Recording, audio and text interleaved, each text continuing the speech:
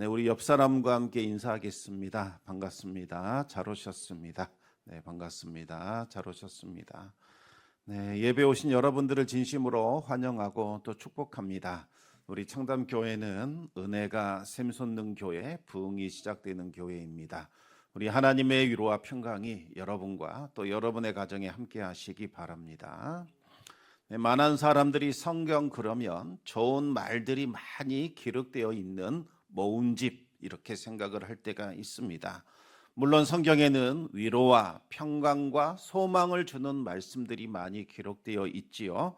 그러나 성경이 궁극적으로 말하는 것은 바로 구원의 이야기입니다.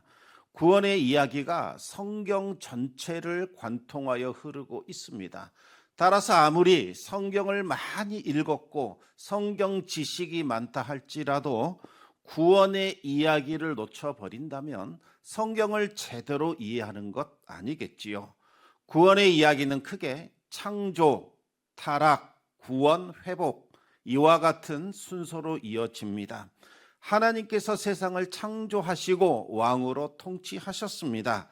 그러나 인간이 선악과를 손에 쥐고 내가 왕이 되겠다 반역함으로써 낙원을 잃어버리게 되고 죄와 사망이 왕노릇하는 세상으로 바뀌게 됩니다.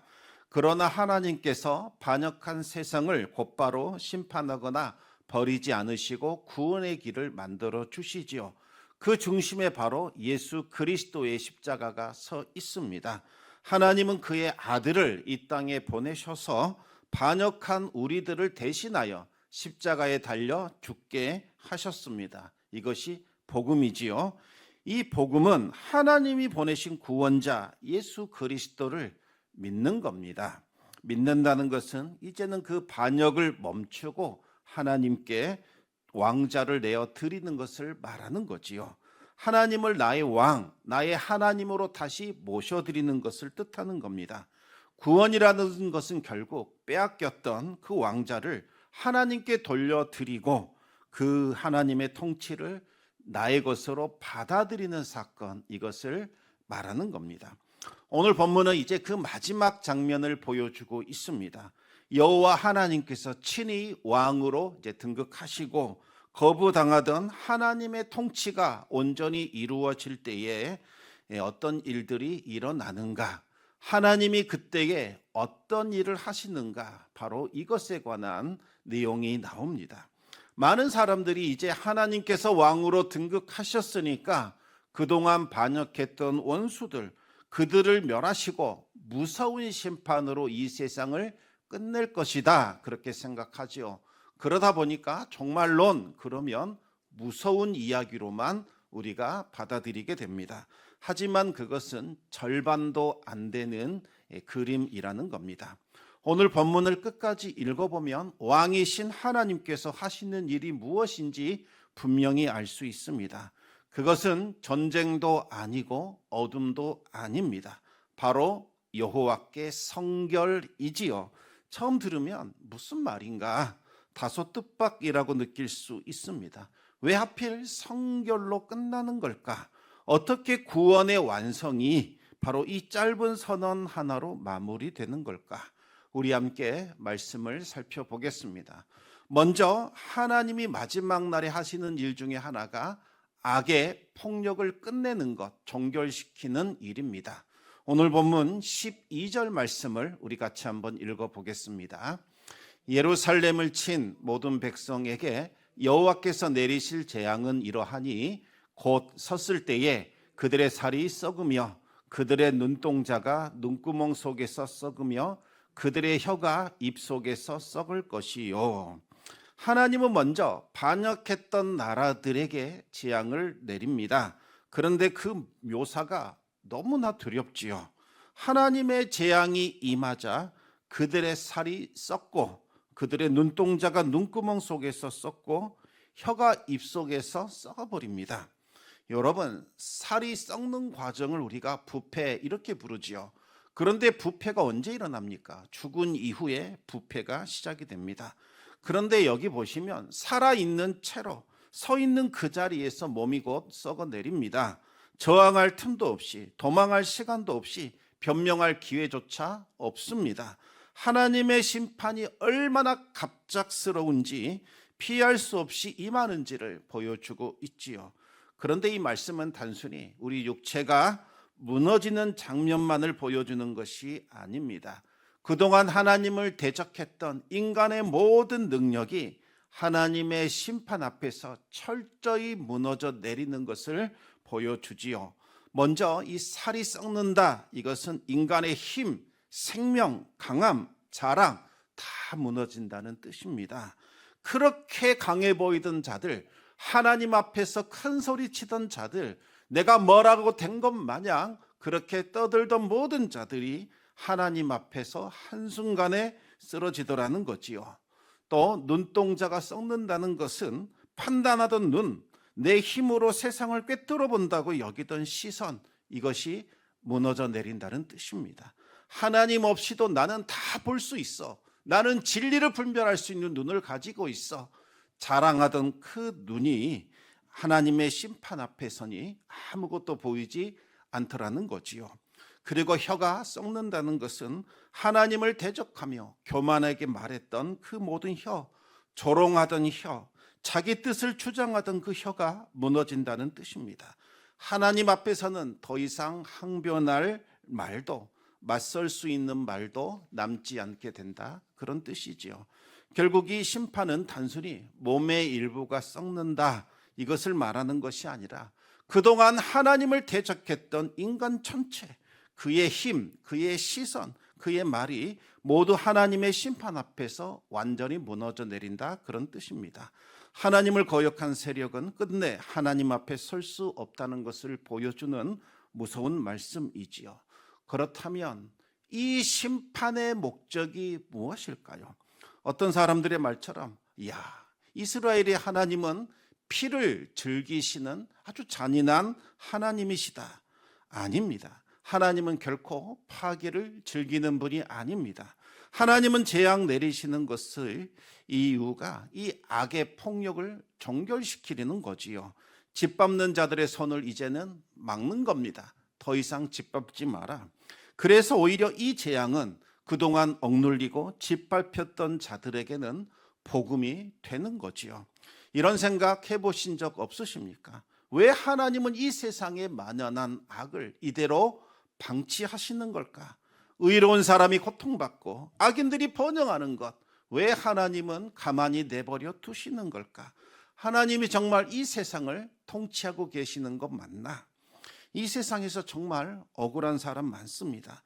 정직하게 살다가 손해본 사람들, 폭력 앞에서 무너진 사람들 많지요. 그런 사람들에게 어쩔 수 없어. 원래 세상은 그런 거잖아. 그냥 그러려니 하고 견뎌야지. 우리가 무슨 힘이 있니? 여러분, 이렇게 말한다면 그게 무슨 위로가 되겠습니까? 악을 가만히 보고만 계시는 하나님이라면 무슨 소용이 있겠습니까? 바로 그 자리에서 이 스가랴의 심판이 무섭게 들려옵니다. 하나님은 결코 악을 가만히 보고만 있는 분 아닙니다.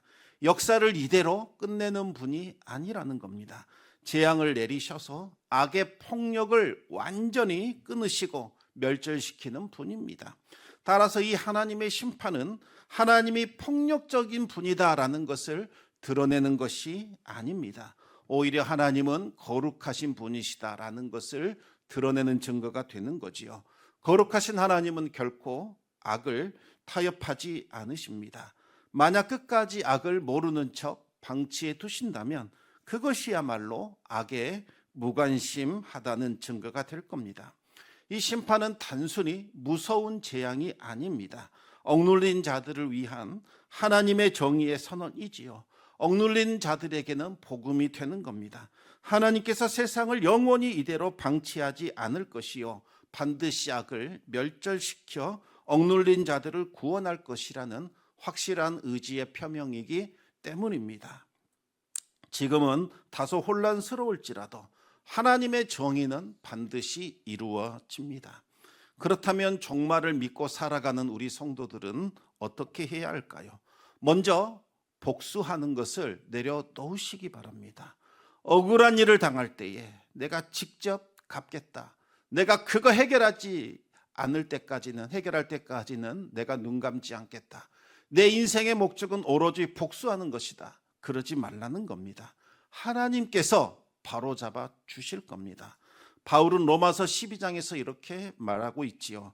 너희가 친히 원수 갚지 말고 하나님의 진노하심에 맡기라. 심판은 전적으로 하나님께 속한 일입니다. 따라서 하나님께 맡겨야 합니다. 우리가 해야 할 일은 원수를 사랑하는 일입니다. 다음으로 내 안에 있는 악과 우리는 싸워야 합니다.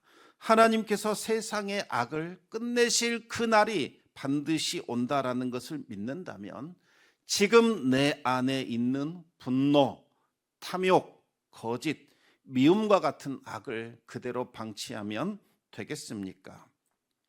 하나님이 마지막 날 끝내실 그것을 품고 살면 되겠습니까?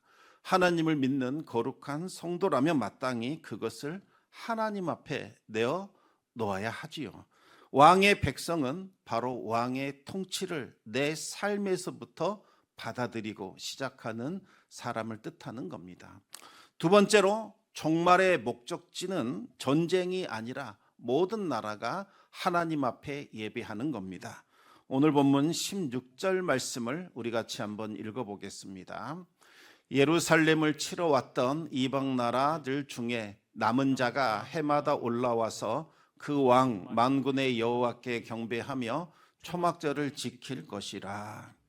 하나님께 반역했던 모든 나라들이 다 멸망으로 끝나는 것은 아니다, 이런 말씀하고 있지요. 그 중에는 남은 사람, 남아있는 자들이 있습니다. 그들은 예루살렘에 올라와 왕이신 여호와께 경배하며 예배를 드립니다. 여기서 이 남은 자가 아주 중요하지요. 남은 자가 누구인지를 알아야 합니다. 이들은 원래 하나님의 심판 한복판에 서 있었던 자들이지요. 원래라면 멸망해야 마땅한 자들이었습니다. 그런데 놀랍게도 하나님께서 이들에게 은혜를 베푸셔서 이들을 멸하지 않고 남겨두신 겁니다. 심판 중에도 하나님의 자비와 긍휼이 끊어지지 않았다는 증거입니다. 그렇다면 어떻게 이들은 남은 자가 되었을까요? 하나님은 어떤 사람을 심판 중에 멸절시키지 않고 남겨두시는 걸까요? 그것은 결국 하나님께 속한 일입니다. 누구에게 은혜를 베푸실까? 누구를 남겨두실까? 이것은 오직 하나님만이 아시는 일입니다. 그러나 우리가 남은 자인지 아닌지를 알 수 있는 확실한 사실 하나가 있습니다. 그것이 무엇일까요? 그것은 바로 남은 자에게는 하나님으로 향하는 변화가 어느 날부터 시작된다라는 겁니다. 쉽게 이야기를 드리면 이런 말씀입니다. 하나님 없이 살아왔습니다. 그런데 어느 날 갑자기 하나님에 대한 두려움이 생기고 하나님을 알고 싶고 하나님께 나아가고 싶은 마음이 드는 거지요. 왜 그런 마음이 생겼는지 그 계기는 사람마다 다 다를 수 있습니다.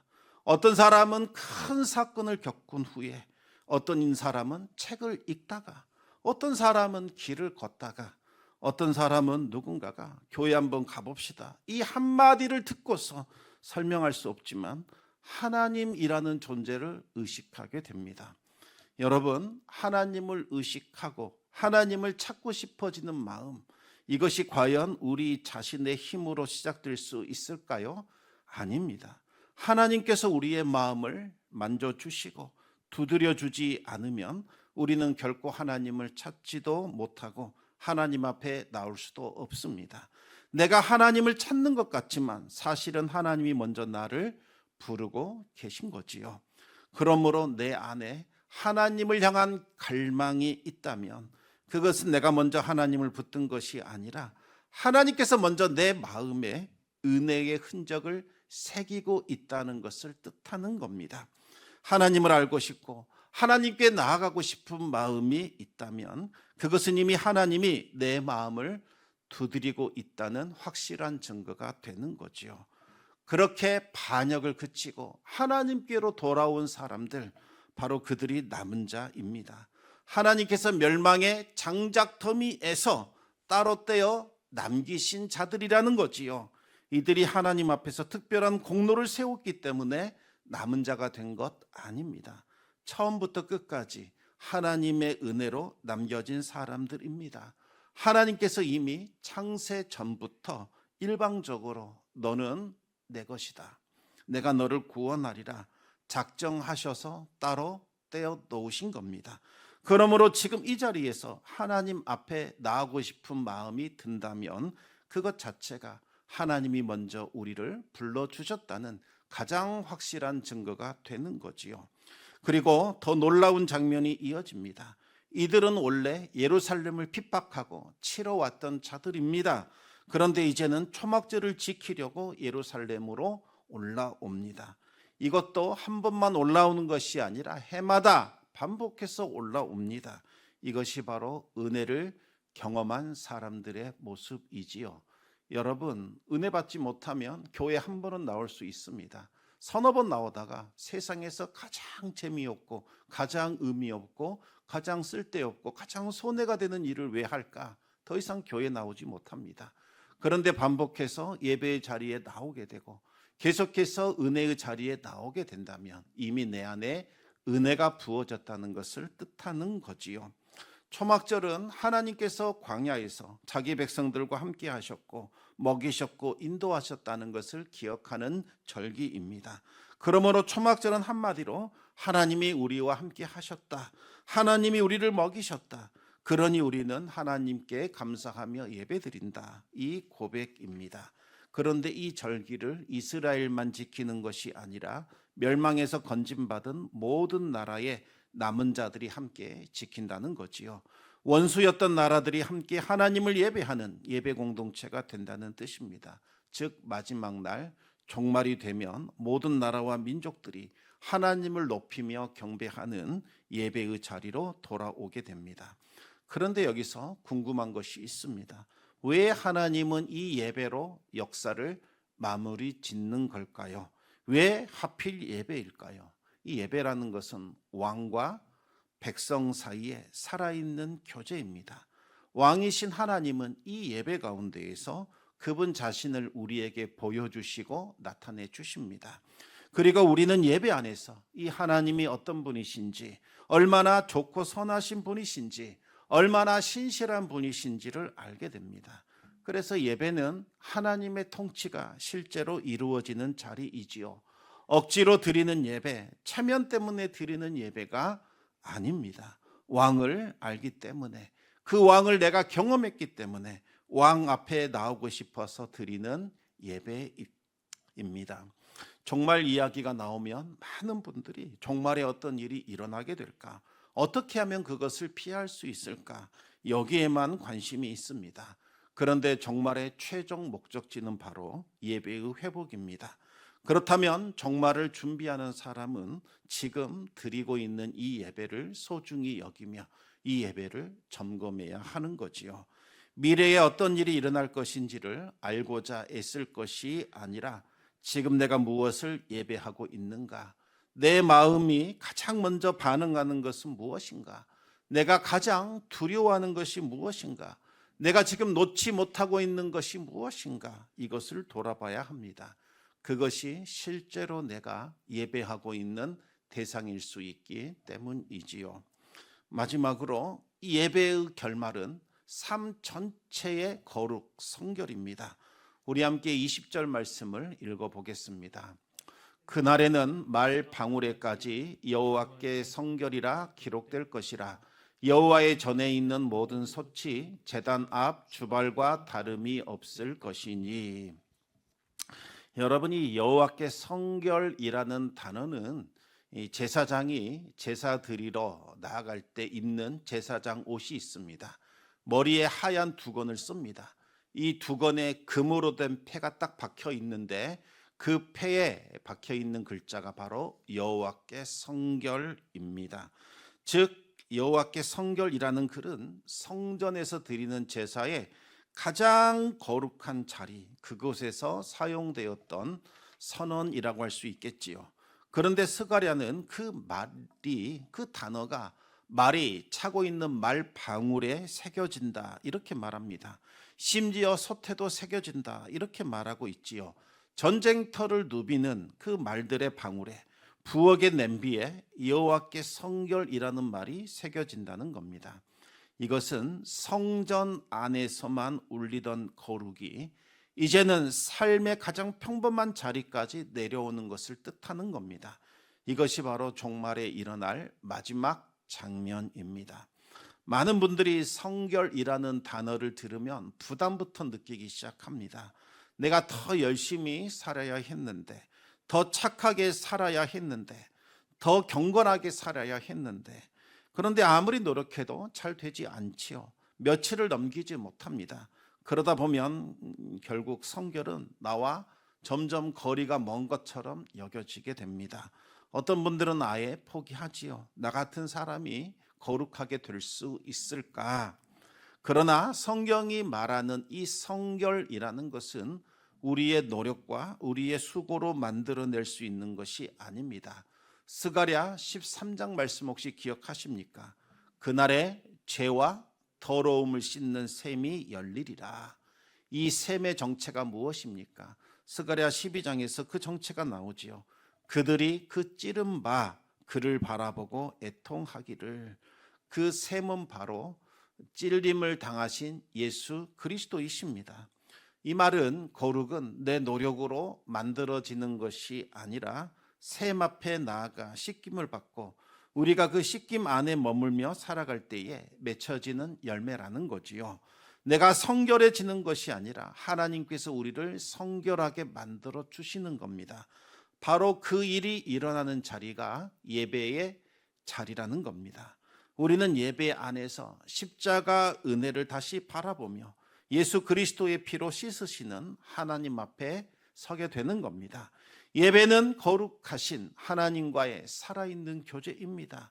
예배 안에서 우리는 하나님을 만나고 하나님이 어떤 분인지를 알게 됩니다. 그러면 그럴수록 예수 그리스도를 더욱더 닮아가게 되는 거지요. 이것은 강요가 아닙니다. 율법으로 억누른 것도 아닙니다. 부부가 오래 함께 살다 보면 서로 모르는 사이에 서로가 서로를 닮아가듯이 하나님과의 교제가 깊어지면 깊어질수록 하나님의 그 거룩이 우리 삶 가운데 조용히 스며들게 됩니다. 그 거룩함이 우리 삶에서 나타나는 모습이 바로 성결이라는 거지요. 21절 끝에 이런 말이 나옵니다. 가나안 사람이 다시 있지 아니하리라. 이것은 혈통 이야기하는 것도 아니고 인종차별하는 이야기도 아닙니다. 스가랴서에서 이 가나안 사람은 바로 예배를 하나님을 섬기는 진정으로 드리는 만남의 자리가 아니라 하나님과 거래하고 흥정하는 수단으로 삼는 사람들, 그들을 뜻하는 거지요. 예수님께서 성전에 들어가 상을 엎으셨던 장면을 기억해 보시기 바랍니다. 하나님을 만나는 자리가 복을 주고받는, 거래하는, 흥정하는 자리가 되어버린 것, 이것을 예수님께서 끊어내신 거지요. 우리들도 솔직히 돌아봐야 합니다. 혹시 내 예배가 하나님께 드리는 것인지 아니면 하나님께 무언가를 받아내려는 거래가 되고 있지는 않는지 돌아보시기 바랍니다. 그날이 되면 그런 예배는 완전히 끊어지고 사라지게 됩니다. 더 이상 예배는 거래가 되지 않고 예배는 내 목적을 위한 수단이 되지 않습니다. 왜요?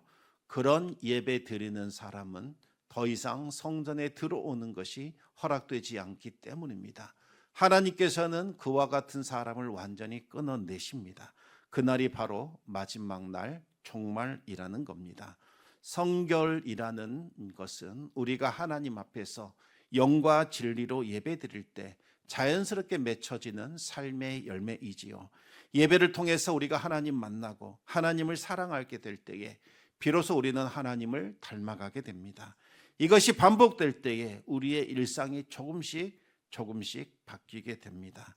진정으로 예배드리는 자들은 삶 속에서 성결이라는 열매를 맺히게 됩니다. 여러분이 예배를 제대로 드리고 있는가 안 드린가는 주변 사람들이 압니다. 야, 저 사람 변했다.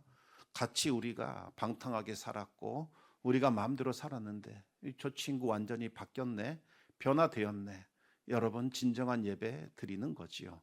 그런데 어느 날 화들짝 놀라면서 야, 너 교회 다녔어? 너 하나님 믿는 사람이었어? 여러분 점검해 보셔야 합니다. 진정으로 예배드리는 사람은 삶 속에서 성결이라는 열매를 맺을 수밖에 없다는 거지요. 따라서 우리는 매일 기도해야 합니다. 주님, 저를 씻어 주시옵소서. 저를 붙들어 주시옵소서. 내 삶 속에서 성결이 나타나게 하여 주시옵소서. 여러분, 진정한 예배는 월요일을 바꿉니다. 우리의 말투를 바꿉니다. 분노를 다루는 방식을 바꿉니다. 돈 앞에서 반응하는 방식을 바꿉니다. 그리고 우리 가정의 분위기를 바꿉니다. 여호와께 성결은 단순히 교회 다니는 사람들이 외치는 구호 같은 것이 아닙니다. 하나님 나라 백성들이 생활하는 질서와 그 방식이 되는 거지요. 그 성결은 먼저 나 자신을 변화시키고 내 주변을 변화시키게 됩니다. 이제 말씀을 맺겠습니다. 스가랴서의 마지막은 휘황찬란한 왕의 개선도 아니고 거대한 심판의 선언도 아닙니다. 말 방울에 새겨진 여호와께 성결입니다. 종말의 목적지는 바로 예배이고 예배의 결말은 바로 성결한 삶이라는 거지요. 이번 주 사순절 5번째 주일을 맞이해서 성결의 훈련을 한번 시작해 보시기 바랍니다.